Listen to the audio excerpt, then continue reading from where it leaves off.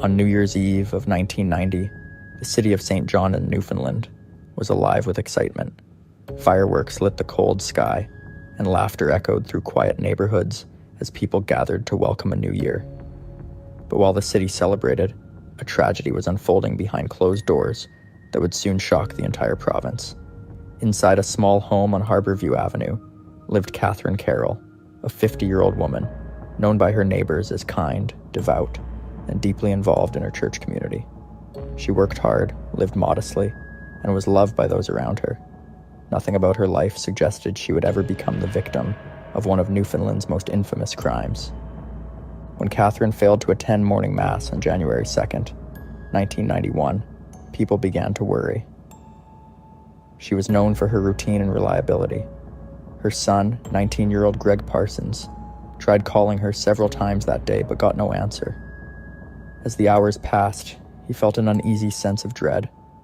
That evening, unable to shake the feeling that something was wrong, Greg went to her home to check on her. The door was locked and no lights were on. He called out her name several times, but there was no response. Growing desperate, he found a small basement window that had been left slightly ajar and climbed inside. What Greg discovered inside his mother's home would change his life forever. The house was eerily silent, with signs that something was terribly wrong. He found his mother in the bathroom, lifeless. In shock, Greg immediately called emergency services, his voice breaking as he told the operator that his mother was dead. Police quickly arrived at the scene, and within hours, the quiet neighborhood of St. John's had become a full-scale crime scene.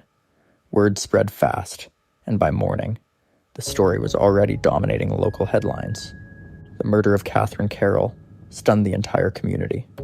Crimes of that nature were rare in Newfoundland, and many could not comprehend who would harm such a gentle woman. As investigators combed through the small home, they quickly realized that this was not a random act of violence. There was no sign of forced entry, and nothing appeared to have been stolen. Whoever had done this seemed to know Catherine.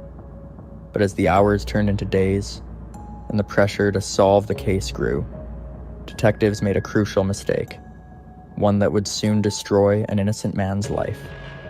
Instead of following the evidence wherever it led, investigators began to focus their attention on Greg Parsons, the very person who had discovered his mother's body. What began as a night of horror for a grieving son was about to become a nightmare that would last for years. The tragedy of Catherine Carroll's murder was about to grow even darker, as the pursuit of justice veered off course in one of the most shocking wrongful convictions in Newfoundland's history. In the days that followed Catherine Carroll's murder, investigators with the Royal Newfoundland Constabulary faced intense public pressure to find her killer. The brutal nature of the crime had shaken the community, and people demanded answers. But instead of keeping an open mind, detectives quickly developed a theory that would dominate the entire investigation. They believed that the person responsible had to be someone close to Catherine, someone who knew her daily routine and could enter her home without struggle. Within only a few days, their attention turned squarely to her 19-year-old son, Greg Parsons. At first, Greg cooperated fully with the police. He gave statements, allowed searches, and answered every question they asked. He was heartbroken and confused, struggling to understand why his mother had been killed. But as the interviews continued, Greg began to notice a shift in the tone of the questions. Officers were no longer speaking to him as a grieving son. They were speaking to him as a suspect.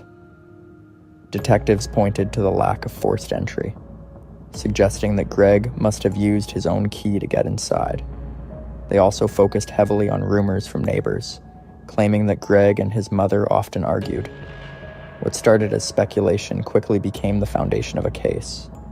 The police had no physical evidence linking Greg to the crime. There were no fingerprints, no blood, and no DNA that matched him. But investigators pressed forward, relying instead on gossip and emotion. They interviewed dozens of people from Catherine's social circle, collecting over 50 statements that contained hearsay and secondhand claims about Greg's behavior. These statements, though unreliable, painted a picture of a strained relationship between mother and son. Even a private letter Greg had written months earlier, venting teenage frustration, was twisted into what police called a motive for murder. In January of 1991, just 8 days after he found his mother's body, Greg Parsons was arrested and charged with second-degree murder. The news spread quickly across Newfoundland. For many, it seemed impossible to believe that a son could commit such an act against his own mother. For others, the police narrative sounded convincing enough to accept. Greg's arrest divided the community and devastated his small circle of friends. Among them was one man whose testimony would later seal Greg's fate, his childhood friend, Randy Druken. Druken told police that Greg had privately confessed to the crime, though there were no witnesses and no physical evidence to support the claim. This testimony became a cornerstone of the prosecution's case. When Greg's trial began in 1994, the Crown relied heavily on that alleged confession, along with the mountain of hearsay that the court permitted as evidence. Despite the lack of forensic proof, the jury found Greg Parsons guilty of second-degree murder. He was sentenced to life in prison. As the verdict was read aloud in court, Greg broke down, sobbing as his family and supporters cried out in disbelief. The system he had trusted had turned against him. His mother's real killer was still out there, and he was behind bars for a crime he did not commit. What followed was a years-long legal battle that would eventually expose one of Newfoundland's most shocking miscarriages of justice. By the time Greg Parsons began serving his life sentence in the mid-1990s, questions about the fairness of his conviction were already growing. Reporters, lawyers, and even members of the public started to wonder how a case with no physical evidence and so much hearsay could have led to a guilty verdict. Within the Royal Newfoundland Constabulary itself, a few officers quietly admitted that the investigation might have been rushed. What had once seemed like an open and shut case was beginning to unravel under closer scrutiny. Greg's legal team filed an appeal, arguing that his trial had been deeply flawed. They pointed out that the court had allowed over 50 hearsay statements, many of them nothing more than neighborhood gossip. They also noted that police had ignored or mishandled key pieces of physical evidence, including a hair and traces of blood found at the crime scene. None of it had been properly analyzed with modern forensic methods. When the Newfoundland Court of Appeal reviewed the case in 1996, the judges agreed. They overturned Greg's conviction and ordered a new trial, ruling that the original proceedings had been unfair. This decision gave Greg his first real glimmer of hope since his arrest. He was released on bail while awaiting the possibility of a new trial, but his name was still stained by the weight of the accusation. He could not work easily, and some people in St. John's still whispered that he had gotten away with murder. His life was in limbo, and his mother's true killer remained free. Yet behind the scenes, science was about to do what the justice system had failed to do: reveal the truth. During the preparation for the new trial, the Crown agreed to re-examine some of the original exhibits from Catherine Carroll's home using DNA testing. By that time, a new technique known as polymerase chain reaction, or PCR testing, had become available in Canada. This method could extract and analyze genetic material from even the smallest samples, something that was not possible when Catherine was killed in 1991. The samples were sent to a forensic laboratory for analysis, and when the results came back, they shocked everyone involved. The DNA evidence found at the scene, including the blood and hair that had never been properly tested before, did not belong to Greg Parsons. The genetic profile matched an unknown male. It was the first clear scientific proof that Greg could not have committed the crime. After nearly 7 years of living under suspicion, the truth was finally beginning to surface. In February of 1998, prosecutors announced they would not proceed with another trial. Greg was officially acquitted later that year after the Crown presented no evidence against him. The government of Newfoundland and Labrador publicly apologized, acknowledging that Greg Parsons had no involvement in the murder of Catherine Carroll. He later received financial compensation for the years of wrongful imprisonment and public humiliation he had endured. But the exoneration brought with it a haunting question that no one could yet answer. If Greg Parsons was innocent, then who had brutally murdered Catherine Carroll on that cold winter night? The police were forced to reopen the case from the beginning, with one crucial piece of information they had never had before: the real killer's DNA. By the time Greg Parsons began serving his life sentence in the mid-1990s, questions about the fairness of his conviction were already growing. Reporters, lawyers, and even members of the public started to wonder how a case with no physical evidence and so much hearsay could have led to a guilty verdict. Within the Royal Newfoundland Constabulary itself, a few officers quietly admitted that the investigation might have been rushed. What had once seemed like an open and shut case was beginning to unravel under closer scrutiny. Greg's legal team filed an appeal, arguing that his trial had been deeply flawed. They pointed out that the court had allowed over 50 hearsay statements, many of them nothing more than neighborhood gossip. They also noted that police had ignored or mishandled key pieces of physical evidence, including a hair and traces of blood found at the crime scene. None of it had been properly analyzed with modern forensic methods. When the Newfoundland Court of Appeal reviewed the case in 1996, the judges agreed. They overturned Greg's conviction and ordered a new trial, ruling that the original proceedings had been unfair. This decision gave Greg his first real glimmer of hope since his arrest. He was released on bail while awaiting the possibility of a new trial, but his name was still stained by the weight of the accusation. He could not work easily, and some people in St. John's still whispered that he had gotten away with murder. His life was in limbo, and his mother's true killer remained free. Yet behind the scenes, science was about to do what the justice system had failed to do: reveal the truth. During the preparation for the new trial, the Crown agreed to re-examine some of the original exhibits from Catherine Carroll's home using DNA testing.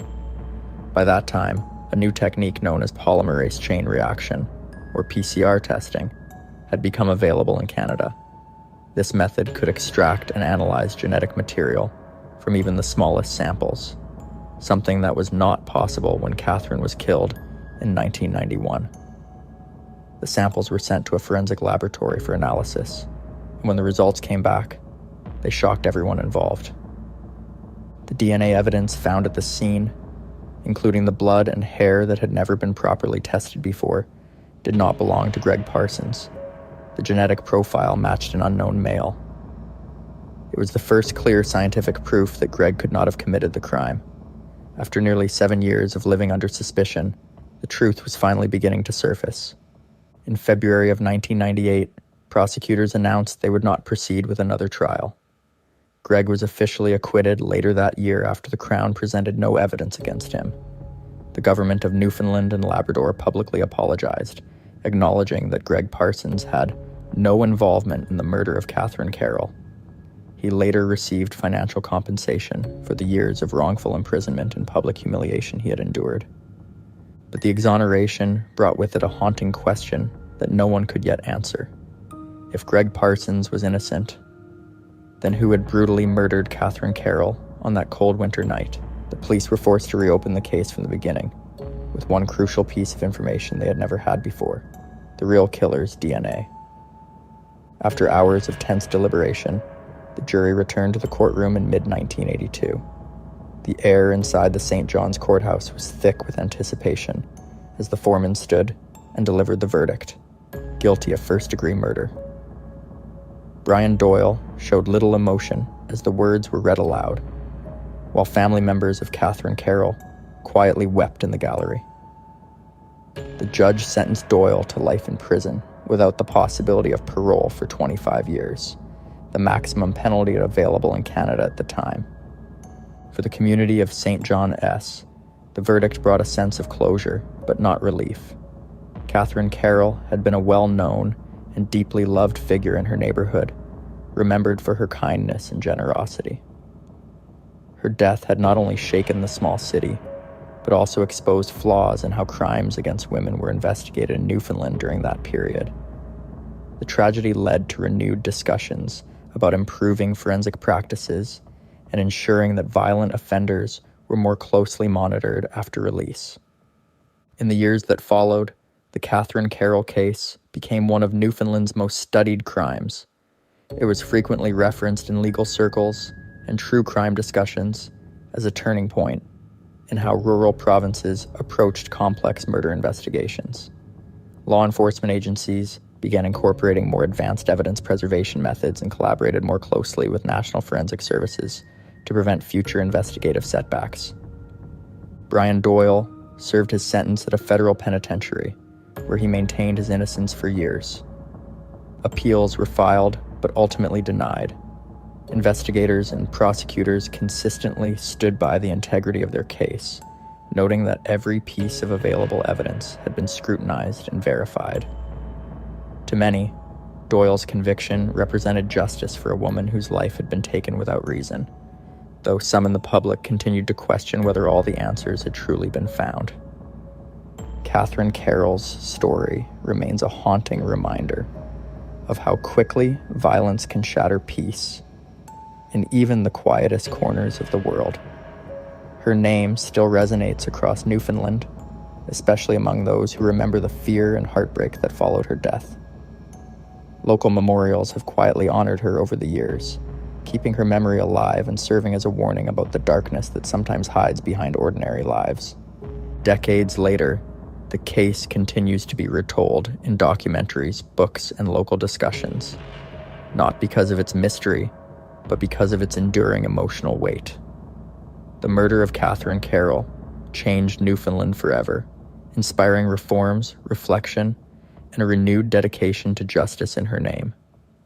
Though time has passed, the echoes of that tragedy still linger, reminding all who hear her story that even one act of violence can leave scars that last for generations.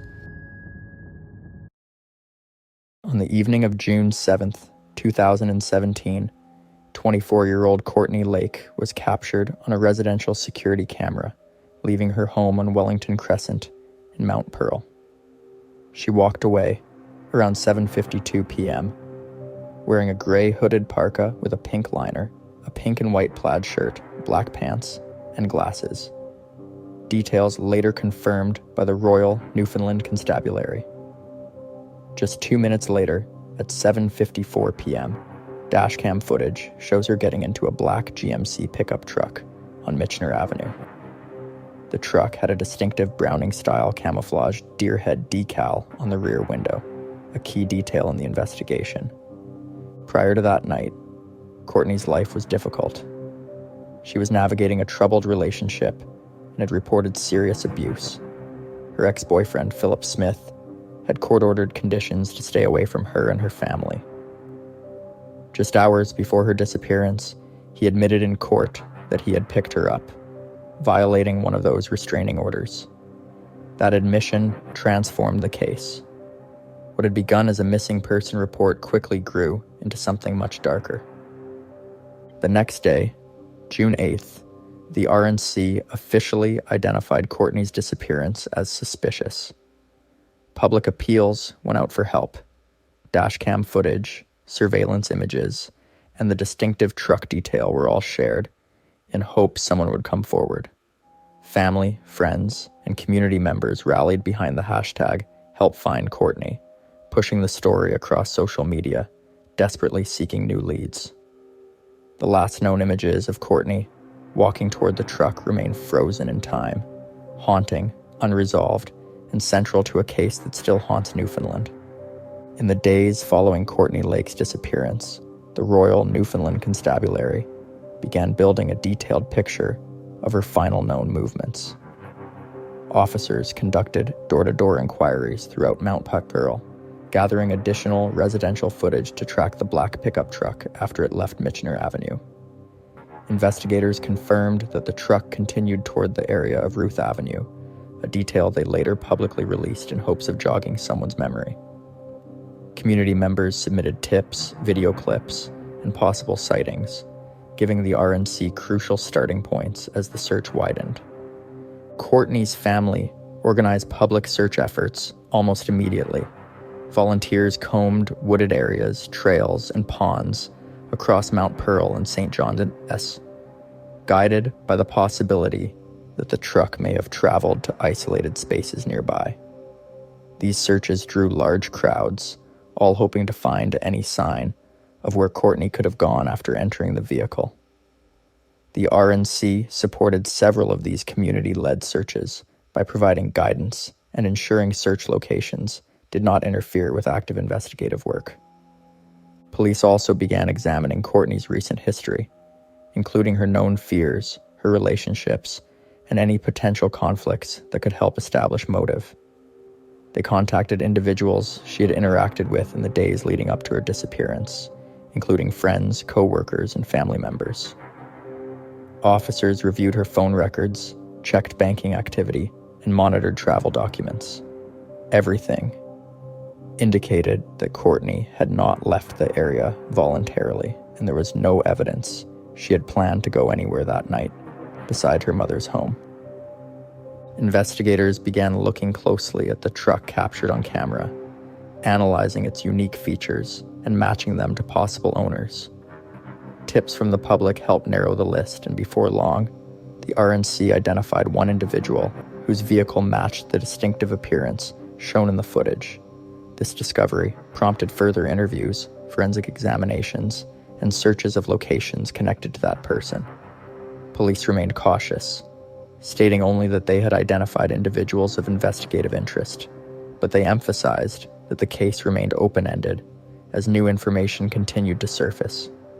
As the end of June approached, the investigation took a significant turn. Evidence gathered in the first few weeks led detectives to conclude that Cortney had not simply gone missing. She had likely been the victim of a violent crime. This shift in focus marked the beginning of an entirely new phase of the investigation, one that would bring the province's attention to a single troubling question. If Cortney had been harmed, where was she now? This change in direction set the stage for the next major development in the case, as police prepared to address the public with their most serious update yet. By late June of 2017, the Royal Newfoundland Constabulary had reached a point where the evidence gathered no longer aligned with a typical missing person case. Detectives had reviewed hours of residential footage, confirmed the exact time Cortney was last seen, and traced her path with as much precision as the available video allowed. Despite the extensive efforts of both law enforcement and volunteers, there remained no confirmed sightings of Cortney after she entered the black pickup truck on Michener Avenue. With each passing day, the likelihood that she was simply lost or hiding diminished. On the afternoon of June 30th, the RNC held a carefully prepared press conference. The tone was somber, and the message was unmistakably serious. Investigators announced that Cortney Lake's disappearance was now officially being treated as a homicide. They stated that information collected during the investigation supported the belief that she had been the victim of a violent act. This declaration did not come lightly. Police rarely reclassify a case without strong evidentiary grounds. Although they did not share details of what led them to this conclusion, the shift marked a major turning point for both the investigation and the community. At that same conference, the RNC released two key pieces of information. First, they made public the security footage showing Cortney getting into the black pickup truck on the evening of June 7th. It was a clip the police had held privately until they were certain it was essential for public awareness. The vehicle's distinctive Browning camouflage decal, its model, and the exact timestamp were all highlighted as investigators urged anyone who recognized the truck's movements after that point to come forward. Second, police confirmed that more than one person had been identified as a person of interest. They refused to release names, citing the need to protect the integrity of the investigation, but the phrasing caught widespread attention. The possibility of additional individuals connected to the events of that night led to speculation and urgency within the community, especially as investigators had already searched multiple properties linked to one of those individuals. Following the press conference, search operations intensified.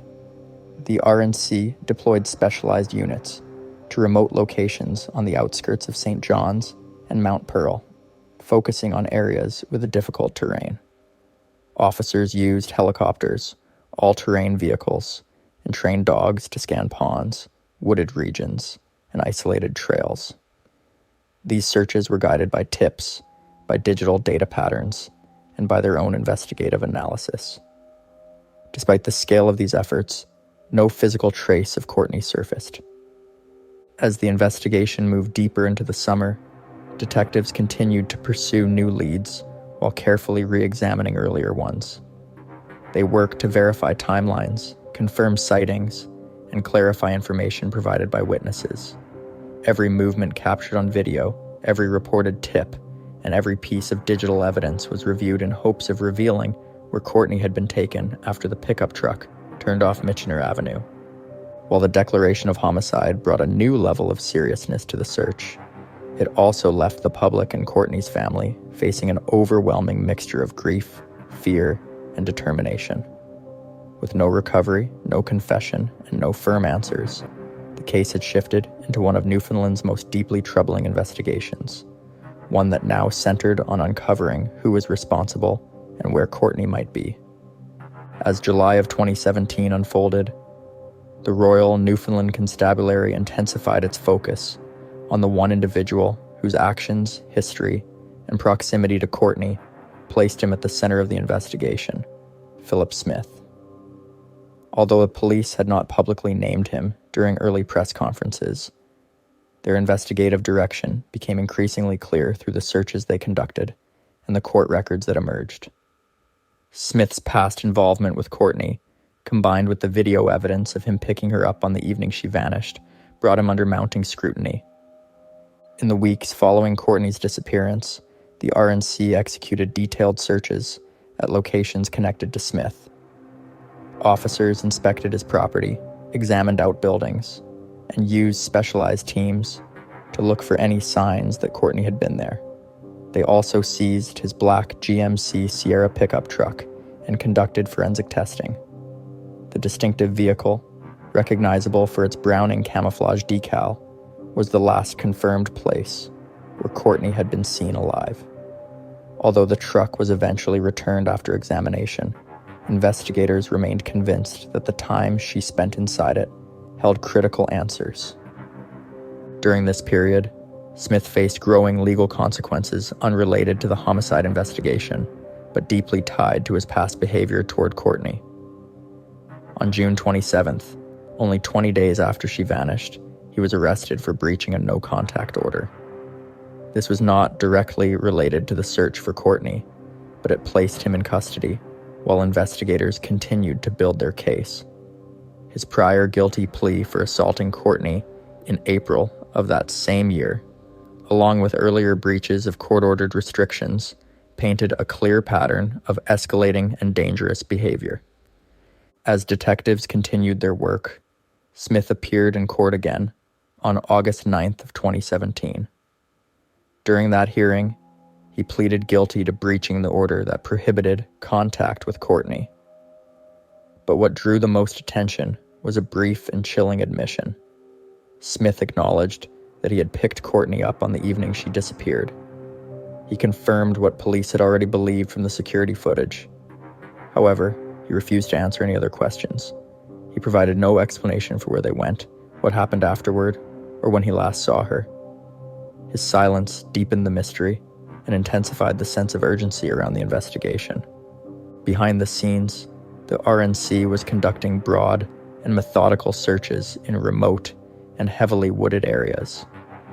Tips from the public, digital analysis, and additional evidence guided officers to locations across the Avalon Peninsula, including isolated trails and rugged terrain.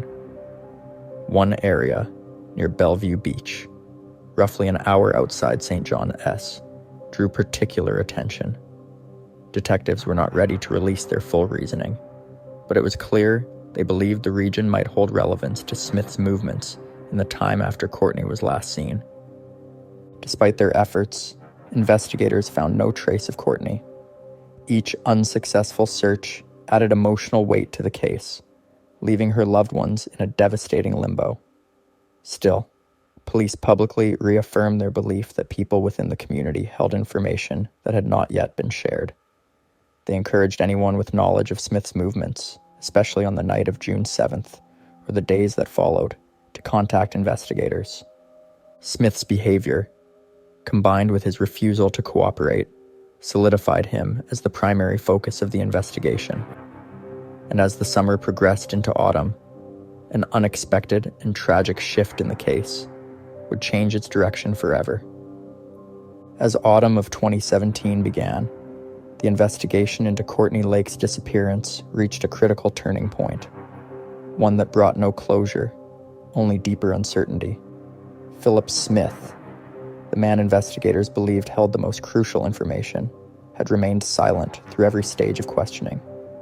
But on the final day of October, a development occurred that would permanently alter the course of the case. On the evening of October 31st, Smith contacted a family member and stated that he intended to end his life. This call triggered immediate concern and prompted authorities to begin a search for him. Early the next morning, on November 1st of 2017, officers and police dogs were deployed to the Bellevue Beach area, a region tied to Smith's family through a cabin located nearby. After several hours of searching the wooded landscape, an RNC police dog located Smith's body in a forested section of the property. His death was confirmed at the scene. With that discovery, the only person known to have last seen Cortney alive was gone, taking with him the answers that investigators, and especially Cortney's family, had desperately hoped he would eventually provide. The search for Cortney intensified in the days that followed. Officers conducted a detailed examination of the surrounding woods, checking trails, ditches, and dense brush for any possible evidence connected to her disappearance. Despite covering a wide area, investigators found nothing that linked the location to Cortney's case. The discovery of Smith's body offered no new leads, leaving detectives with a suspect who could no longer be questioned, in a case that remained painfully open. 2 weeks later, on November 14th of 2017, the Royal Newfoundland Constabulary addressed the public in a formal update. In that announcement, they confirmed what many had suspected. Philip Smith was the sole suspect in the homicide of Cortney Lake. Although police had previously referred to persons of interest, their investigation had ultimately narrowed to one individual. With Smith deceased, the case shifted from seeking a suspect to seeking answers. Answers that only he had been in a position to provide. The months that followed brought extensive searches across the Avalon Peninsula. Volunteers, family members, and trained search teams combed rivers, forests, and trails, refusing to give up hope. Cortney's family remained publicly committed to finding her, organizing searches, and speaking about her case whenever possible. Their determination helped keep public attention alive, especially during times when investigative updates grew sparse.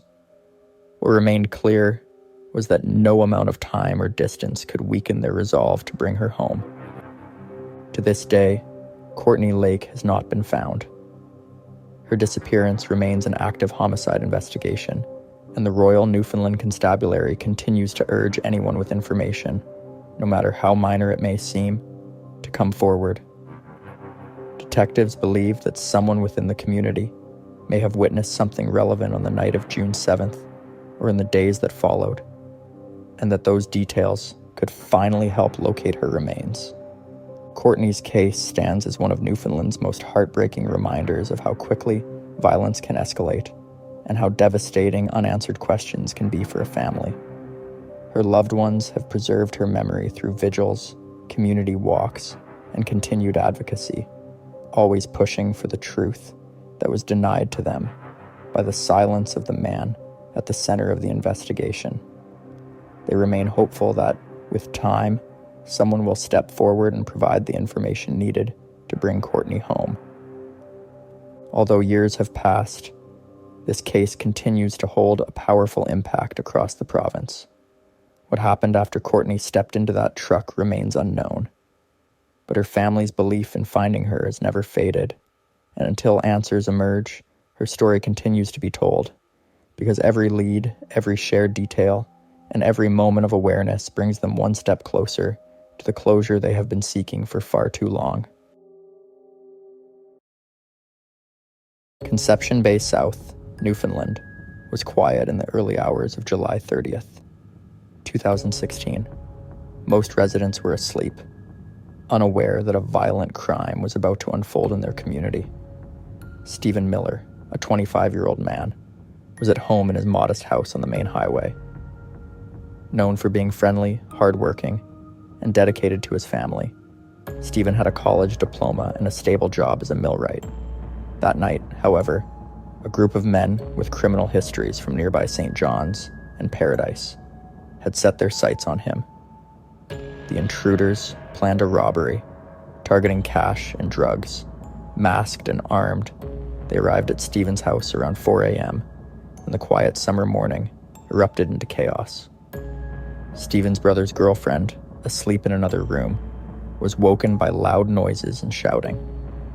She witnessed 3 men confront Stephen inside his home, recognizing the attackers from the neighborhood. Despite Stephen trying to defend himself, the situation quickly became dangerous.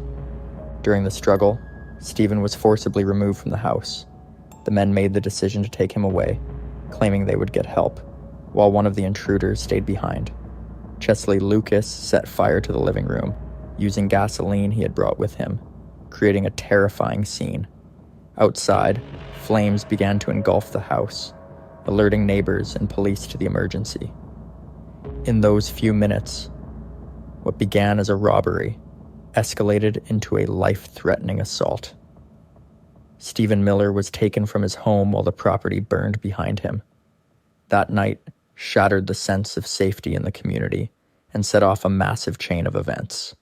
The police would soon be faced with a complex investigation, spanning multiple locations, multiple suspects, and a timeline filled with lies and confusion. By the early morning, emergency calls reached the Royal Newfoundland Constabulary, reporting both a home fire and a man in distress. The response would become one of the largest and most detailed murder investigations in the province's recent history. Stephen's life hung in the balance, and the night's events would leave a lasting impact on his family, friends, and the entire community. This was the beginning of a case that would expose drug-related violence, a botched home invasion, and a series of desperate acts by a group of young men that spiraled completely out of control. The stage was set for an investigation that would reveal shocking truths and ultimately seek justice for Stephen Miller. By the early hours of July 30th, 2016, the Royal Newfoundland Constabulary, or RNC, had arrived at Stephen Miller's burning home.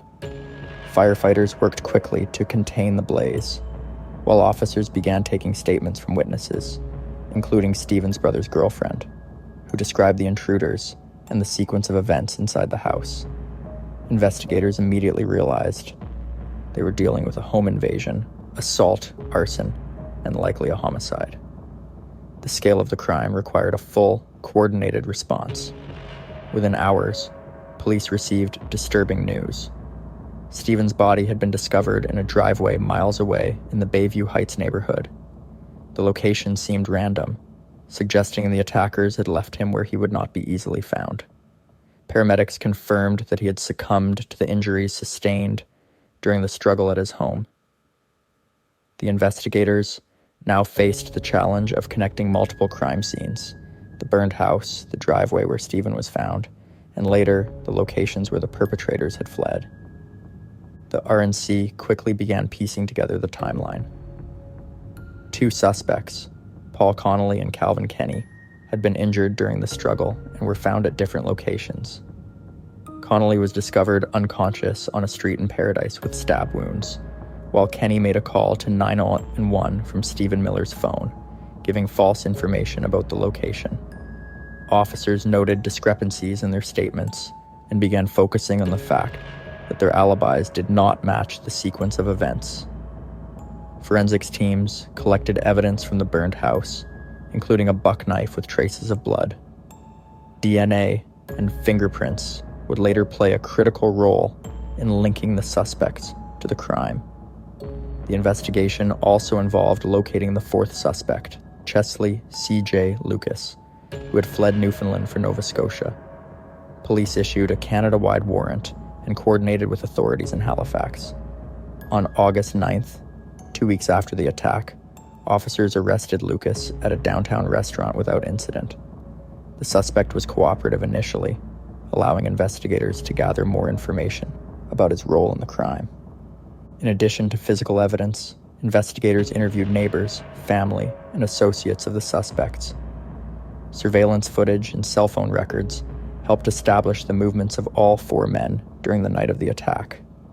The RNC's work was painstaking, requiring hundreds of hours to ensure that the facts were accurately documented. By combining witness testimony, forensic evidence, and digital data, investigators gradually reconstructed the night's chaotic events. As the pieces came together, the authorities realized the attack had been a botched robbery, gone tragically wrong. They identified the roles of each perpetrator: Paul Connolly and Calvin Kenny as the main attackers, Chesley Lucas as the instigator of the fire, and Kyle Morgan as the getaway driver. All four men were connected through prior criminal records and known associations. The public was warned that the suspects were dangerous, and community members remained on edge as the investigation unfolded. By the end of the first week, all suspects were either in custody or actively being pursued, and charges were prepared. The RNC's methodical approach would later be credited with preventing further violence and ensuring that each individual involved was held accountable. The investigation set the stage for the complex legal proceedings that would follow as prosecutors prepared to present a case built on overwhelming evidence, eyewitness accounts, and forensic proof. After the arrests of Paul Connolly, Calvin Kenny, Chesley C.J. Lucas, and Kyle Morgan, the legal proceedings began in earnest. Court appearances started in late August 2016, with all four men facing charges including first-degree murder, forcible confinement, robbery, and arson. The complexity of the case, combined with the multiple crime scenes and number of suspects, meant the trials would be long and closely watched by both the media and the public. Kyle Morgan, the youngest of the group and the getaway driver, became the first to enter a plea. Recognizing his limited role in the events, he pleaded guilty to being an accessory after the fact to manslaughter. In March 2017, he was sentenced to 1 year in jail, with credit for time served during pretrial detention. While his sentence was relatively light, it reflected the court's assessment of his minor role in the overall attack. The two main attackers, Calvin Kenny and Chesley Lucas, faced more serious consequences. Both men initially pleaded guilty to manslaughter, rather than first-degree murder. Prosecutors recommended a sentence of 7.5 years, but the judge deemed it too lenient, emphasizing the severity of the crime and its impact on the victim's family. In May 2017, the judge imposed a significantly harsher sentence of 12.5 years in prison for each man. Their attempts to withdraw the guilty pleas were denied, and the sentence was later upheld on appeal, reinforcing the court's position on the gravity of their actions. Paul Connolly, with a long history of criminal activity, also pleaded guilty to manslaughter. His sentence of 10.5 years reflected both his direct involvement in the attack and his prior record. During sentencing, Connolly addressed the court, offering an apology to Stephen Miller's family for the pain he had caused, stating, "I am affected by this. It did change me, and I'm going to show that as I live my life in the future." His statement, while brief, acknowledged the human cost of the crime. The legal process also examined the circumstances of the night itself, including the planning and execution of the home invasion, the fight inside the house, and the subsequent abduction. Evidence presented in court included witness testimony, DNA results from the knife in the crime scene, surveillance footage, and 911 call recordings. Prosecutors emphasized that the attack was premeditated to a degree, but spiraled violently out of control. demonstrating both recklessness and extreme disregard for human life. Sentencing hearings were emotionally charged. Family members of Stephen Miller attended each proceeding, seeking accountability and justice. During one hearing, a family member publicly expressed anger and sorrow, highlighting the lasting trauma caused by the crime. The court proceedings were transparent and thorough, ensuring that the public could witness the pursuit of justice while preserving the integrity of the trial. In addition to incarceration, the court considered factors such as rehabilitation potential, risk to the public, and the deterrent effect of the sentences. Judges consistently emphasized the importance of sending a clear message that violent crimes, especially those resulting from pre-planned robberies and reckless behavior, would be met with serious consequences. By the conclusion of the trials, all 4 men had received sentences commensurate with their actions and involvement. The legal system had navigated a complex case involving multiple suspects, conflicting accounts, and high public attention. While the sentences could not reverse the loss of Stephen Miller, they represented the culmination of months of diligent police work, careful investigation, and judicial oversight. Following the sentencing of Calvin Kenny, Chesley Lucas, Paul Connolly, and Kyle Morgan, the community of Conception Bay South began to grapple with the aftermath of the crime. The violence had left a permanent scar in the neighborhood, and residents were acutely aware of how quickly a seemingly ordinary night had turned into tragedy. Local authorities and social services worked to provide support for Stephen Miller's family, helping them navigate the emotional fallout and the ongoing public attention surrounding the case. Inside the prison system, the lives of the perpetrators also took dramatic turns. Calvin Kenny, serving his 12-and-a-half-year sentence, faced significant challenges adapting to life behind bars. On February 25th, 2019, Kenny was fatally stabbed by another inmate at the Atlantic Institution in New Brunswick. Reports indicate that the attack was carried out by a fellow prisoner who accused Kenny of being a gang leader and threatening others. His death mirrored the violent life he had led outside prison and underscored the risks of incarceration for high-risk offenders.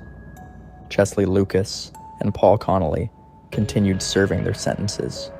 Lucas remained in a maximum security facility where his behavior was closely monitored due to his central role in the attack.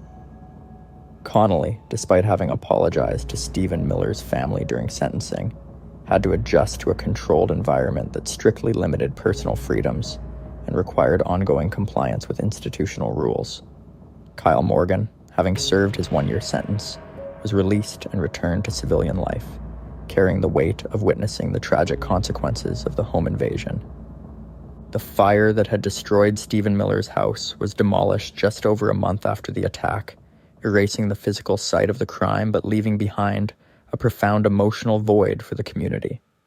Neighbors, friends, and local organizations rallied to provide assistance and commemorate Stephen's life, highlighting the importance of community resilience in the face of such violence.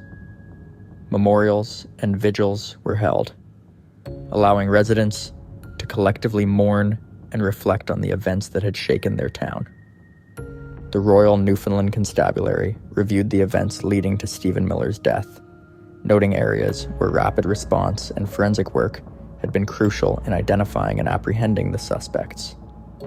While the investigation had been swift and ultimately effective, it reinforced lessons about the dangers of unplanned criminal activity escalating into lethal violence. Police officers involved in the case were recognized for their coordination and persistence in bringing the perpetrators to justice.